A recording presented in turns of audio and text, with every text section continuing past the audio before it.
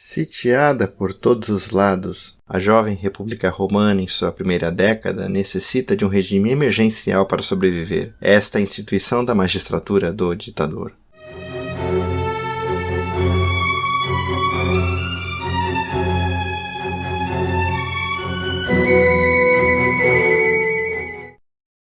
Conforme o nosso programa vai avançando, a gente começa a sentir a necessidade de não mais aderir à contagem estritamente cronológica dos historiadores antigos, já que esse, na verdade, é um curso de história com foco no direito, no surgimento das instituições do direito romano e uma certa meditação em segundo plano da situação jurídica atual e daquilo que do passado a gente pode trazer também para, vamos dizer assim, sanear a situação jurídica atual.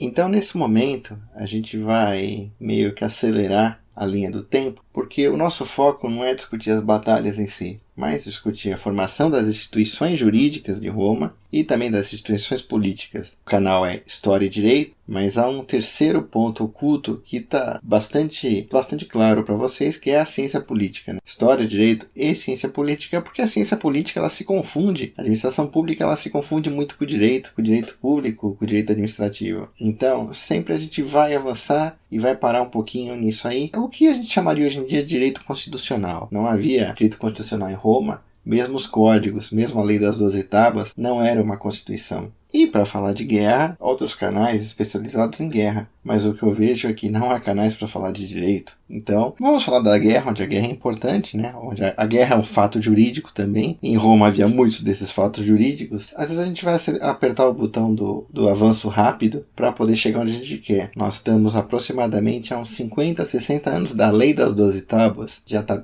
bem recuado na história. A lei das 12 tábuas é sempre citada junto do Corpus Juris Civilis como as fontes do direito romano, lembrando que elas estão separadas 1000 anos. Esse período dessa primeira década, né, vamos passar um pouquinho o pincel em cima, né, vamos fazer uns resumos, falar o essencial para poder avançar. Até na tela vai começar a aparecer os consulados de maneira mais sintética e de forma tabulada. No ano 506, no consulado do Espúrio Largio e Hermínio, foi onde se deu os eventos que nós comentamos no final da aula passada. A última intervenção do Porcena a favor dos Tarquínios, que o Senado romano polidamente disse não insista. Houve finalmente a derrota das forças do Porcena. Dionísio Halicarnasso narra que foi o filho dele. O exército etrusco perdeu a batalha, teve que fugir, se refugiou em Roma e os romanos aceitaram eles na cidade.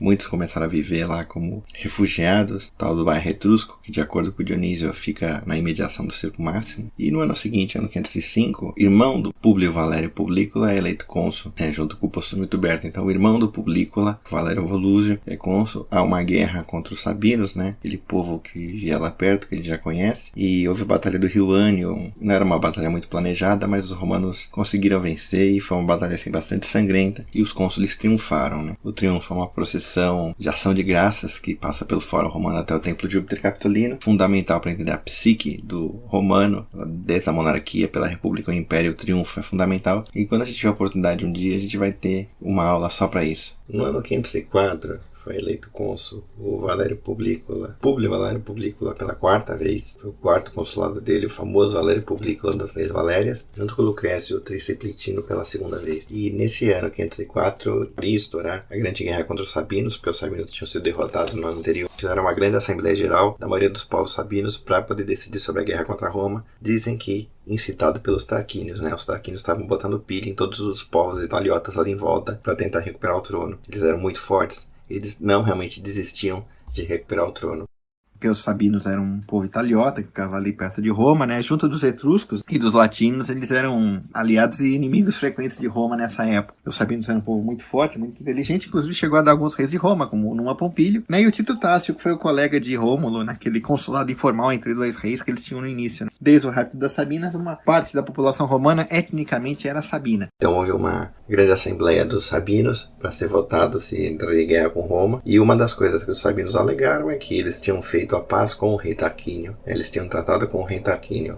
A República Romana era uma usurpadora. Eles não conheciam aquele governo, eles não reconheciam aquela forma de governo. Interessante essa questão da forma de reconhecimento. Se você for pensar hoje em dia, você faz acordo com o governo, com o país, o governo dele muda, muda a toada, muda a ideologia dele, muda a pegada política dele, e você realmente não sabe com que governo está falando, até pode ser um governo antagônico para você. Então, é irônico, muitas vezes é mais fácil fazer um tratado internacional com uma ditadura, que você sabe que vai manter realmente o estilo de governo e interesses dele, do que com uma democracia que pode mudar um ano e virar outro, ter uma eleição e entrar num governo que pode ter totalmente diferente a pegada e o alinhamento político com você. Então os sabinos alegaram isso aí, ó, essa República Romana, a gente não tem acordo com eles, nós tivemos acordo com o rei Tarquínio, e o rei Tarquínio não está em Roma, estão usurpadores. Então esse ano realmente foi o ano que os sabinos decidiram declarar guerra contra Roma, com a oposição do Cláudio.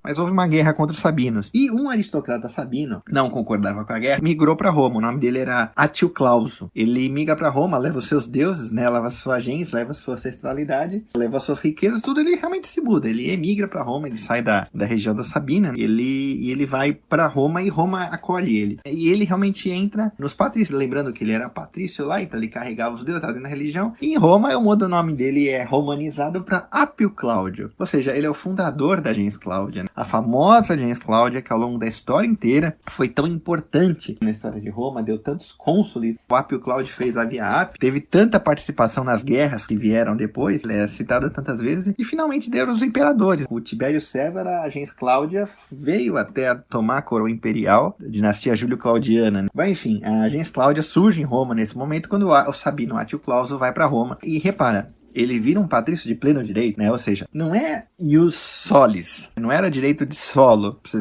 ser um patrício romano, era direito de sangue. Na verdade, não era direito de sangue, era um direito de religião. Se você era um aristocrata de outra cidade e emigrava para Roma, se você tinha toda a religião das famílias da gens, você era um patrício, mesmo que nascesse em outra cidade. Isso é muito importante.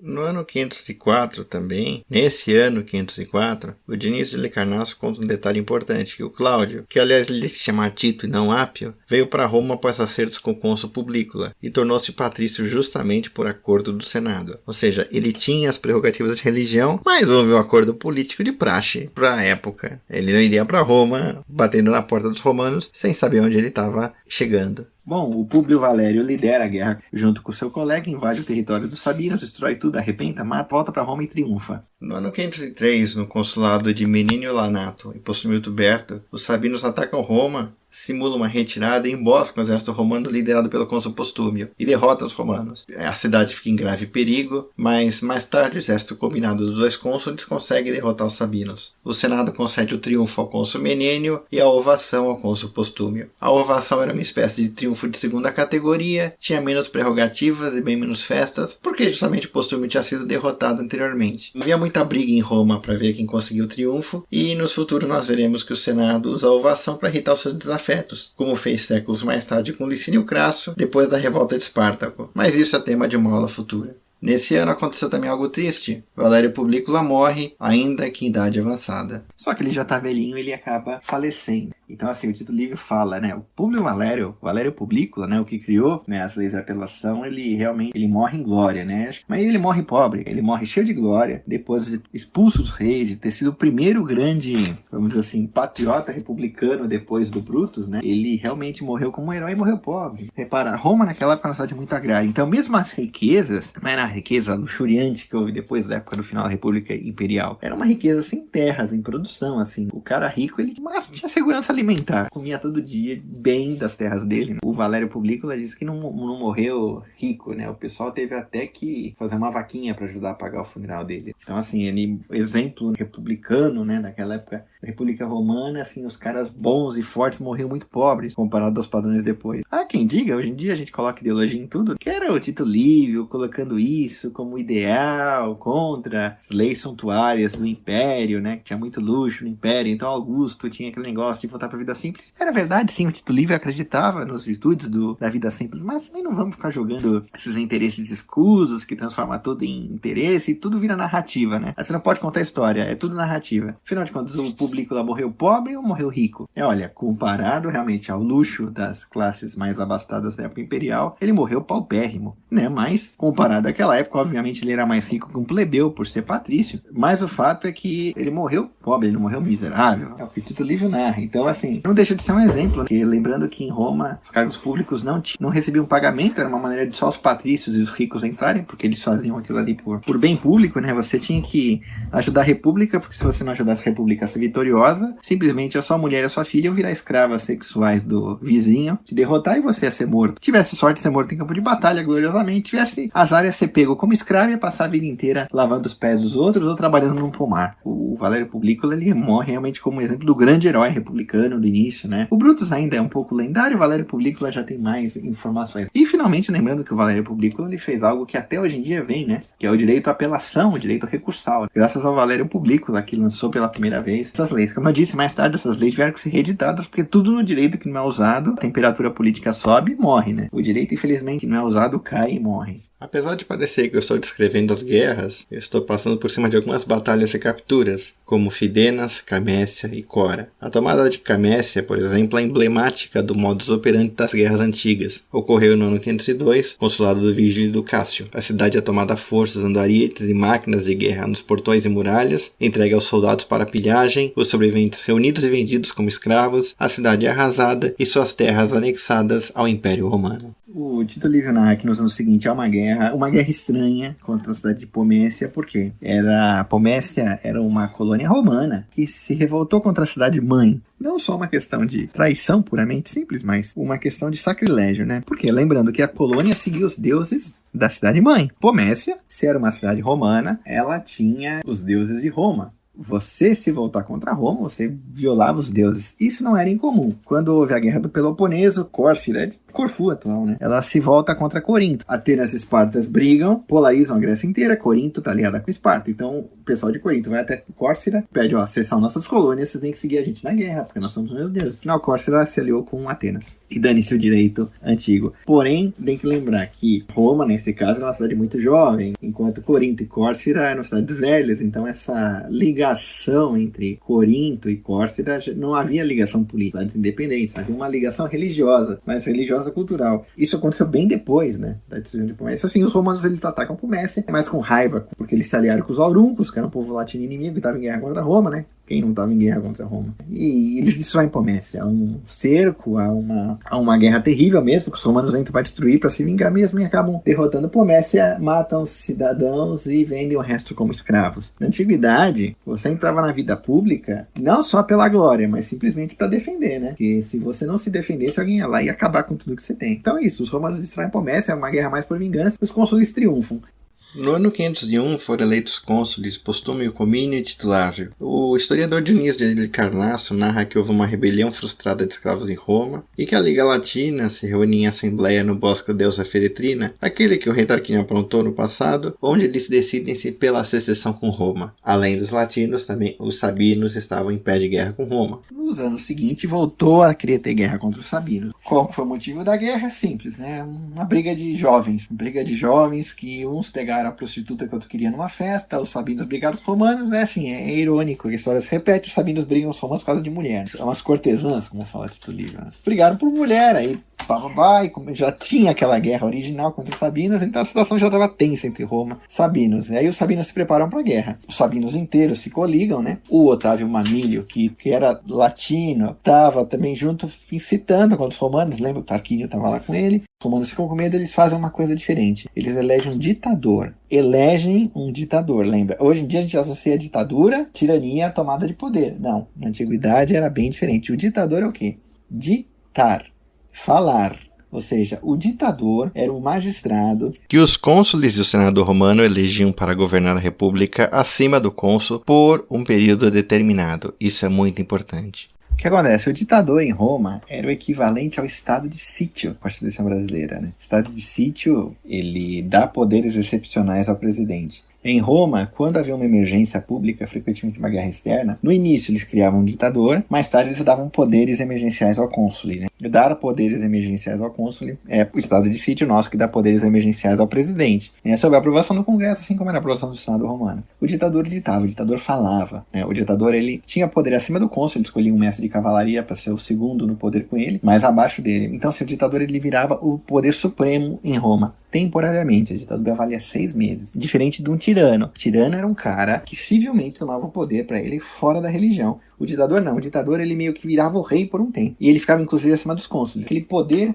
consular do rei era reunificado de novo. Só que os cônsules não saíam do cargo. Eles ficavam debaixo do ditador. Então, na prática, também dava um terceiro cara com império para liderar a cidade, né? Quando a gente for ver na próxima batalha, que vai lá Lago Regilo, o exército romano se divide em 3, cada um com o cônsul e outro com o ditador. Então, o ditador, ele conseguia unificar toda a liderança do país num comando só, o que militarmente é muito bom, como conseguia criar uma terceira cabeça, um poder para liderar o exército. E para não ser tão ruim para os cônsules, porque eles perdiam o mandato deles na prática, tinha um cara acima deles, continuavam, mas ficavam, os cônsules escolhiam o ditador. Lembrando que o ditador era por tempo limitado, acabava os 6 meses, não poderia renovar a ditadura, tá? A ditadura era só para ditar, a ditadura era um estado de sítio. O Livio comenta que há divergências quem foi o primeiro ditador, mas ele considera que o titular, o que já tinha sido cônsul, foi o primeiro ditador por senioridade, né? Não um Valério, que também discutia se foi o primeiro ditador. Mas o fato é o seguinte, elegeu-se um ditador em Roma e a plebe não gostou. No direito romano, os cônsules tinham poder sobre os cidadãos, mas eles tinham que seguir o processo legal. Então os fáceis vinham sem o machado. Na guerra, os cônsules tinham poder total militar, os fáceis vinham com o machado. A ditadura, estado de sítio, o ditador entrou em Roma com os fáceis, né? E ele não entrou com 12. Cada cônsul tinha 12, ele entrou com 24. Tipo, eu tenho o poder inteiro pra mim. Então a plebe falou, estamos lascados, porque os patrícios inventaram isso, agora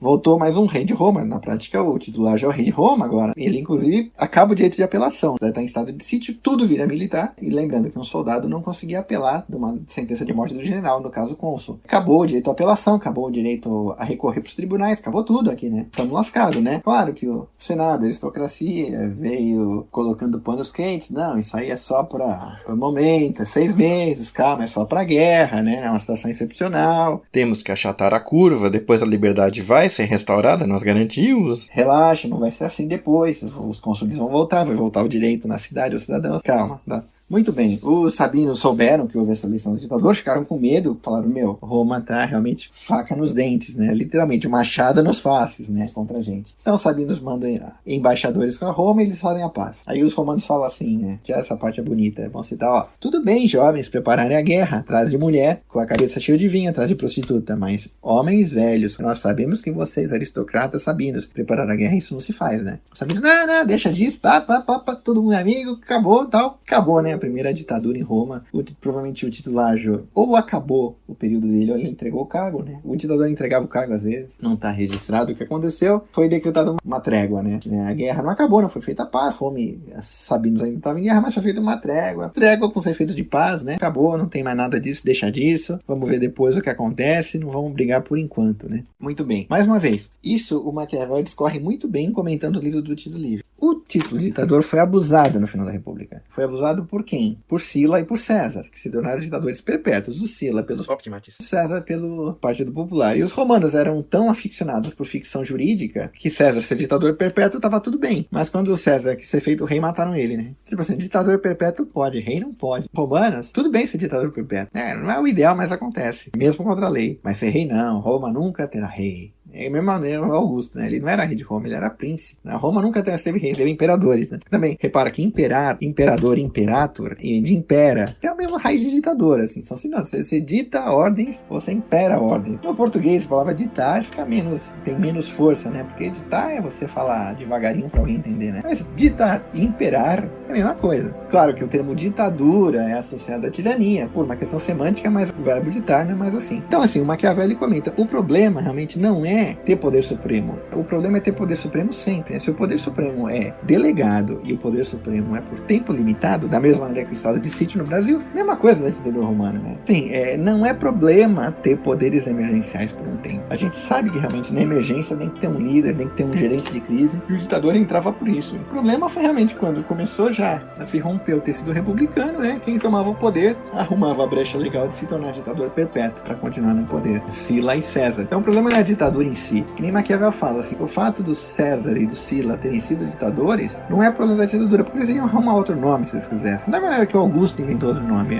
Eu não sou ditador nem rei, eu sou príncipe, eu sou o primeiro entre iguais. Na prática, o César Augusto mandava em tudo, né? E aí mais tarde, depois do Cláudio, o termo imperador ficou mesmo até hoje. O pessoal adora o termo imperador, né? Mais uma vez, a lição que tem é: poder supremo emergencial não é problema, o problema é sempre, né? Quantos ditadores pelo mundo não se chamam de presidentes? Não tem nada de republicano, são ditadores mesmo. Presidente, ditador, não importa o nome, importa realmente o que ele faz e quanto ele faz. Claro que vamos terminar essa aula com alerta. O poder supremo temporário não é problema. Nenhum poder é problema quando tem uma pessoa boa no comando. Se quem está no comando é corrompido, pode ter um sistema bom, pode ter o poder supremo, pode ter o poder parcial, que nada vai ser bom quando os governantes, a classe política e a classe aristocrática é corrompida. Essa é a maior lição da história de Roma.